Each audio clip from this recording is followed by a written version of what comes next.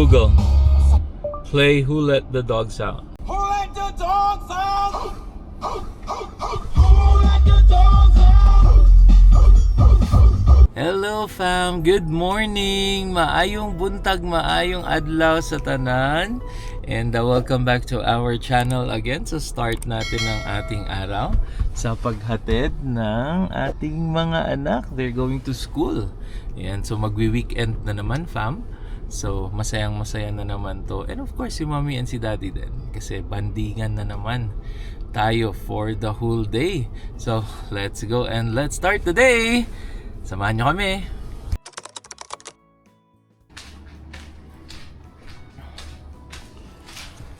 Hello fam, good morning again. Maayong buntag ulit. So nandito ako ngayon sa garahe, kakatid ko lang ng mga bata. And actually naisipan kong tingnan ang mail namin. And look what I found.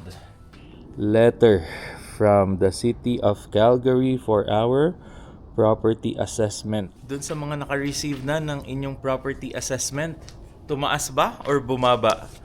Kasi right now, the current real estate market is, I think, on the buyer side. So that means medyo mababa ang mga presyo ngayon. So hindi ko pa siya nabubuksan fam. Mamaya ako bubuksan with mommy. And then of course, sasabihin ko sa inyo.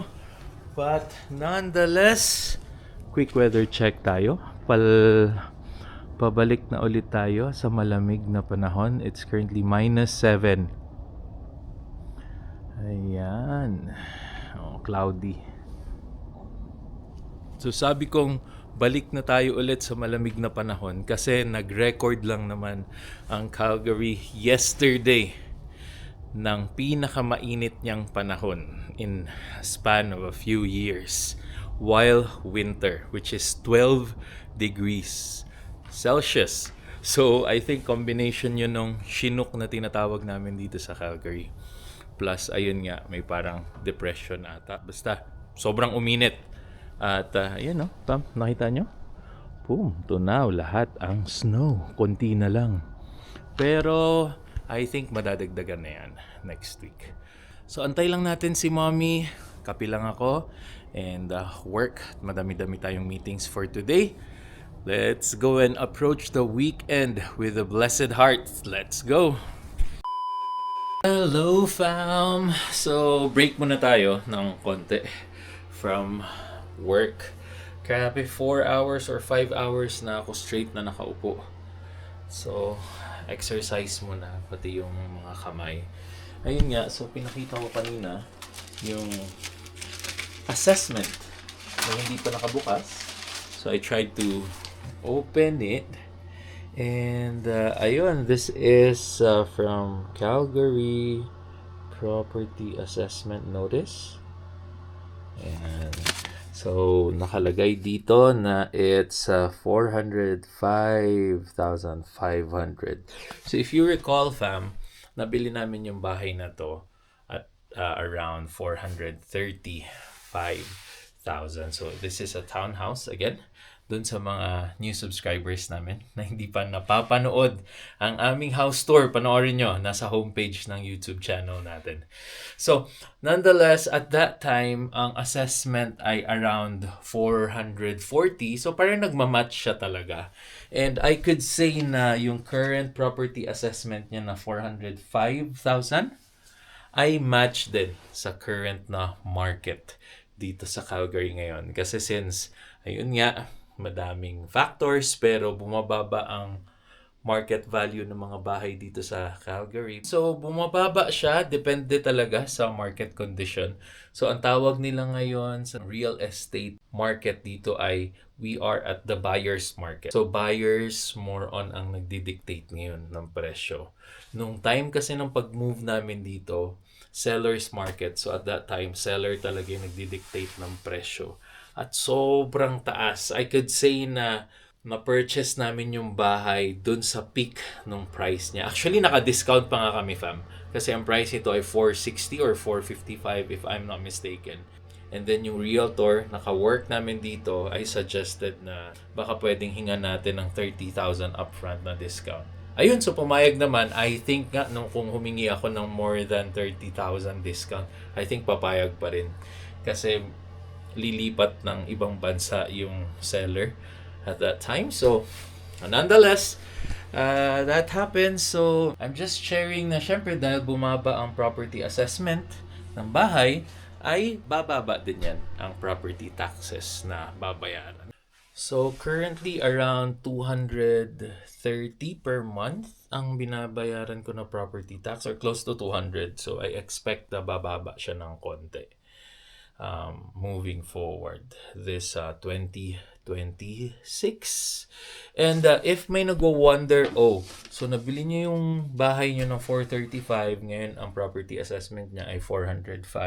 So, lugi kayo. Actually, no. The numbers would only matter if you would sell the house. So, sa case naman namin, hindi naman kami magsisell pa sa ngayon. So, regardless whether it's 100,000 or 200,000, it doesn't really matter. Kasi hindi naman namin isasell, wala naman kaming titirhan na iba. So, magmamatter lang talaga yan siya, fam. And dun din sa mga ibang nanonood. Owning real estate, magmamatter lang yan siya pag ibebenta nyo na. So, yung feeling na lugi, feeling mo lugi, pero hindi naman talaga. That's just paper loss na tinatawag. So, marirealize lang ang paper loss or paper gain naman kung tumaas yung property assessment kung ibebenta nyo ang property. So, yan. Quick share lang. And naririnig ko na si Mommy. Dumating na siya kanina. Naririnig ko na sa taas. I think nagluluto na si Mommy. So, gutom na rin ako. Seryoso, 5 hours, 6 hours na akong hindi pa nakakatayo. Nag-coffee lang kanina. And dire-diretso talaga yung work. And it's Friday. And it's about the weekend na. So, ayan, makaka-relax ulit tayo. So, samahan niyo ulit kami for today. And fam, my lovely wife is cooking lunch. Kakagising lang ni Mommy. Maaga yan kaninang morning, fam. Ayan, so may chef pala ako for today's lunch. Open lang natin yung blinds natin. Sunny ngayon. Ganda ng araw. Pero sobrang lamig. Ayan, pabalik na naman kami sa malamig na Calgary. Ayun pala sa news, it's all over. Grabe ang snow sa Toronto. Parang kayo yung naging Calgary ngayon, mga family dyan sa Toronto. So, ingat kayo. Be safe, drive safe. And sana halos lahat kayo ay naka-winter tires, please. Para safe sa daan. Hindi kayo mabundol, hindi din kayo makabundol. So, there you go. Luto lang si Mommy. Tulungan ko lang siya. And lunchtime. Ayan, fam. So, may order daw tong si Mommy. Parang nasaktuhan pang nandito talaga ako sa taas eh. So, kunin na natin. May ina-expect to si Mommy order. Ayun na sabihin sa akin. Surprise ko daw. Oh! Hello there. Para daw to sa akin eh. In-order niya para sa akin. Wala naman akong gusto sa Lululemon. Bro, let's check. Ayan. Siyempre, thankful na lang tayo, di ba? Maging thankful ka na lang at binilhan ka ng asawa mo. Ayan. So, ayan, Pam. So, regalo niya daw sa akin. Ano ba yan? Wala naman akong hinihingi sa'yo. Lagi naman akong walang hinihingi. Actually, Pam, naiinis nga to si Mommy. Kasi wala daw akong binibilin sa kanya na bilhin. Minsan lang kasi siyang makagusto. Parang may one time na, di ba nagtitingin ako ng Lululemon. Tapos sabi mo May gusto ako doon? Really? Hindi, nagustuhan mo na. Sabi, oy, maganda yan. Parang na-mention ko lang? Oo. Okay. Ano kaya yan? Tapos in-order mo talaga, Yeah, online Be? na lang kasi hindi tayo makapunta. Oh, ang laki pa nung box. Yung box, isa lang yung laman. Oh, wow. Thanks, Lovey. Kasi, fam, nakikita niyo ba sa mga video niya?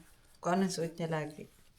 Yung free ng Ano yung free ng beer. beer? Oh, basta So, binigyan binili ako ko ng siya ano trucker, trucker Trucker hat. ng Lululemon. Ganda. Pang lalaki. Thanks, love. Ayan. So, at least hindi na yung libreng hat ang makikita nyo. Libre ng beer. Yeah. Na, actually, nakuha ko lang yun na binigyan akong dalawa, di ba? kasi Dark at saka parang- sky blue. Correct. Kasi nung bumili ako dun sa liquor store. Ganda, Pam, na. Ayan, oh. Lalaki talaga siya. At least hindi Trucker, naman ako kawawa na. trucker Ganun. cap ang tawag. Trucker hat. Yeah, Something trucker like hat, that. yeah. Okay. And, Minsan lang kasi yan magturo, Pam. and So, yung isa pa. wala lang. Ito, Ayan. bumili kami ng sinama ko na. Favorite color ko to. Oh. Key namin. Kasi kawawa Key din naman yung holder. kawawa yung car key holder namin. Yung sa Kia. Sorrento. Okay, Sa okay. Sorrento. Oh, nice. Ah. Ganda. Para hindi siya maano. Yeah, ganda, ganda. Okay. Kasi pinapagraduate ko na rin yung key holder na yun. Malaki? Maliit? Ganda nga. Oy. Ganda nga. Okay. Nice one, love. Loose mo lang. Pero mga dalawa, love. Ay, sige. Loose mo siya ng dalawa. Ganda nung back niya, Oo pa nga. mo. Mga Iba yung quality ano. eh, no? Okay, so mga ano to, mga 5 years na cup hanggang sa hanggang sa masira. Ang ganda. Yan, ganda ng fit pati. Tsaka Yan yung malaki. pinili kong kulay para hindi dumihin din. Yeah. Kasi wala silang black available nung ano. Nice, thanks love. Ayan, so Ganda. okay fam, so kain na muna kami. Share ko nga lang yung pagkain namin. So ito, Comfort food nakaka-relate talaga ang lahat na to. Ito yung mga kinakain lang natin nung college tayo. Yan. Rice, chili, pancit canton, at corned beef. Ayan. Wala na bang unhealthy pa ang pagkain natin today, love? Pero nag-crave kami. So, let's go fam. Kain na tayo.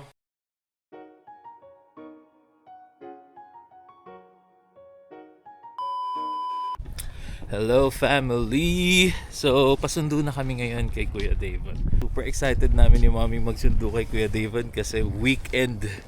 So, tatakbo agad yun pauwi ng bahay. At alam niya na anong gagawin agad eh. Ganun daw talaga fam eh. Ay nako, mga kids talaga these days. Yun ang iniisip. Pero again, every weekend lang naman sila nag-ano. Hindi talaga namin tinotolerate ni mami na pag weekday, lalo na school days, nag-screen time sila, wala talaga. Wala nga palang pasok yung kabila, Dad. Yeah, Friday, no?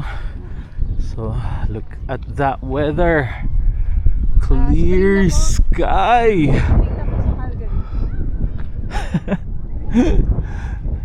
Hello there, winter. Di naman pala malamig dito. Hindi naman malamig dito. Yung mga taga Vancouver, pwede nang lumipat dito. Kayang-kaya naman yung lamig. Tapos pagdating nyo dito, bili agad ng ganitong bahay. Oo, di ba? So, depende lang yan sa priorities and pangarap. Ayan fam, so lakad lang kami. While walking, I was just checking my phone.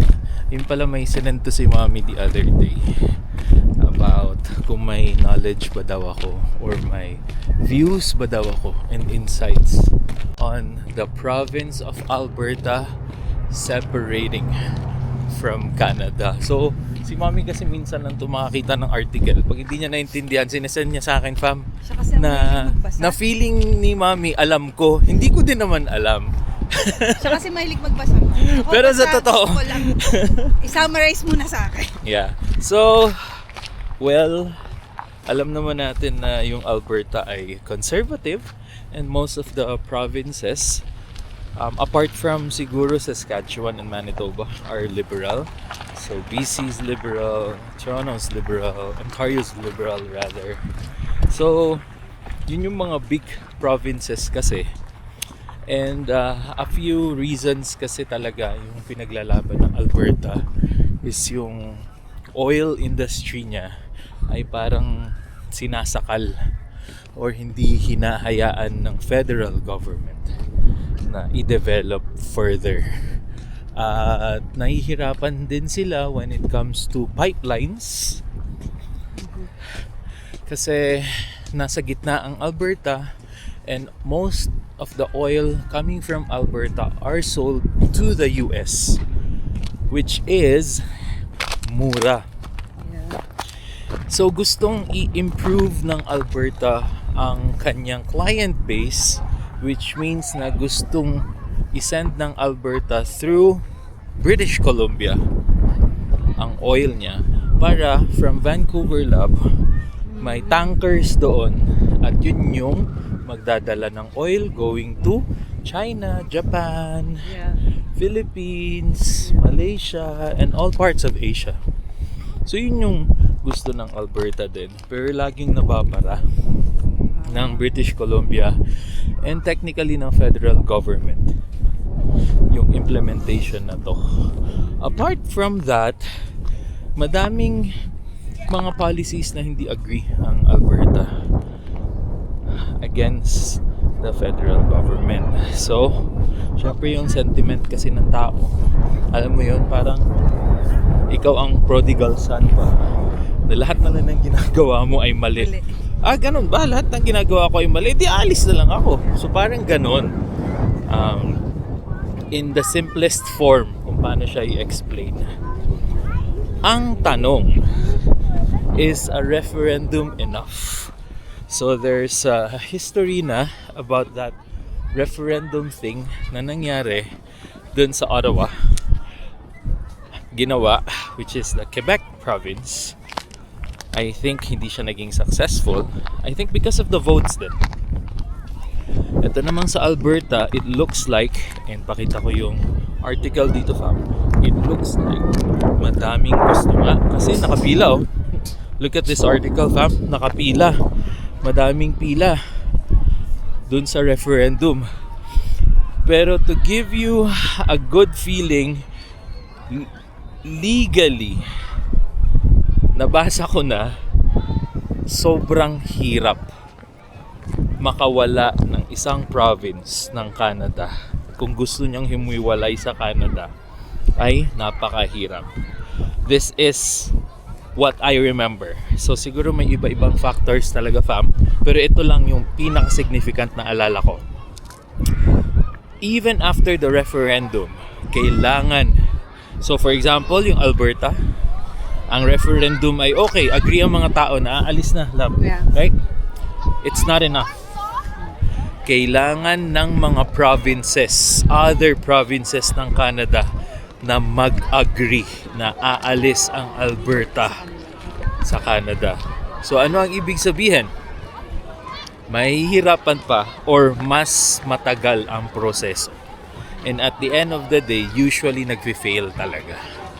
So imagine na yung provinces, 11 provinces, 12 provinces, kailangan unanimously mag-agree sila na aalis ang Alberta para ma-approve yung separation. So diba?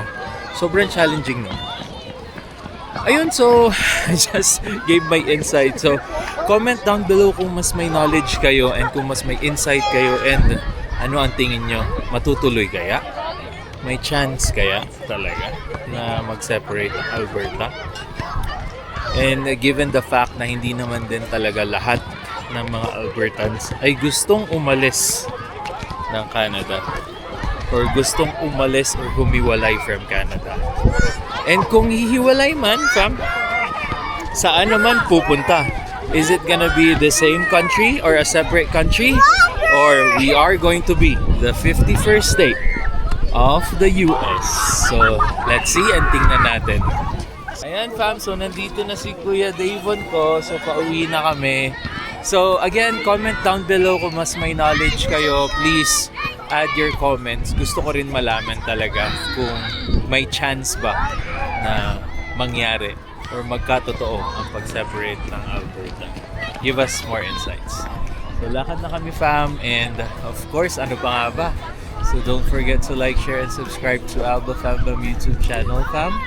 And we'll see you on the next video. Hang loose!